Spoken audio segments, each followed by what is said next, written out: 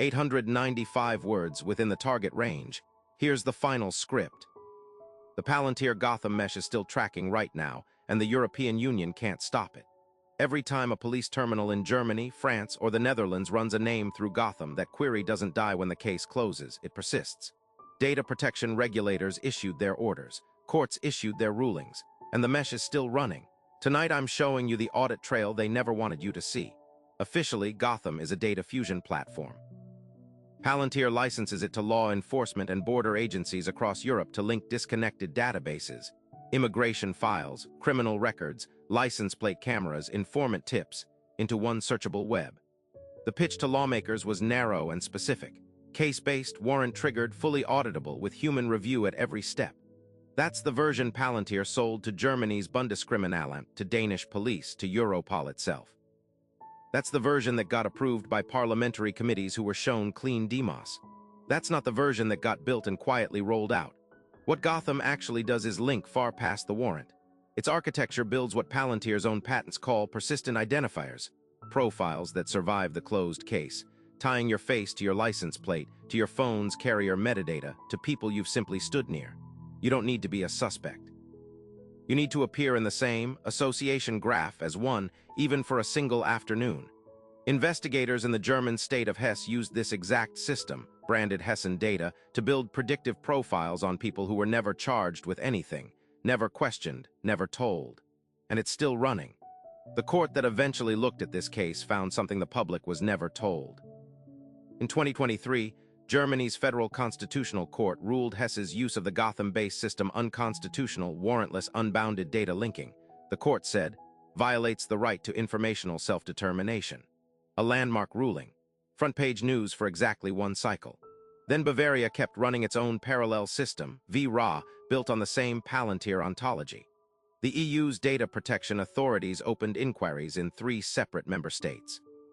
But enforcement is split across 27 jurisdictions, no single regulator holding the authority to reach across borders and pull the plug on the whole mesh at once. Here's the mechanism that makes this unstoppable, and it's not really technical, it's structural. Gotham isn't one centralized EU database that a single court order can freeze. Each country runs its own licensed instance, marketed as sovereign cloud, data physically sitting on national servers, satisfying data residency law on paper.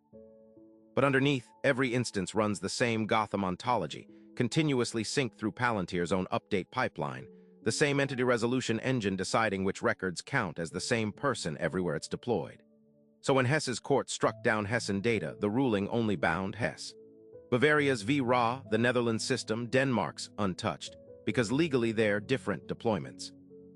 And here's the part nobody reported.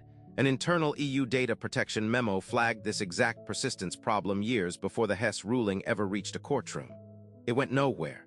Palantir's contracts carry termination penalties steep enough that unwinding a deployment midterm became a budget line no minister wanted to defend before an election. The regulator already knew. It just couldn't afford to act on what it knew. There's one more layer, and it's the one that actually seals the loophole. When a court orders a deletion, Palantir systems remove the flagged record, but not the relationships that record already generated inside the graph. Those connections persist because, technically, they're not your data anymore under the letter of the law. They're inferred data computed by the system itself, a byproduct rather than an input. GDPR's individual protections were built to govern records. Gotham was built around relationships between records. That gap between what the law protects and what the system actually stores is the loophole, and right now, across every one of those national instances, it's still open. This is what it means for you, even if you've never set foot near a police station in your life. Being on the same flight, renting from the same car company, pinging the same cell tower as someone flagged is enough to make you a node in someone else's investigation.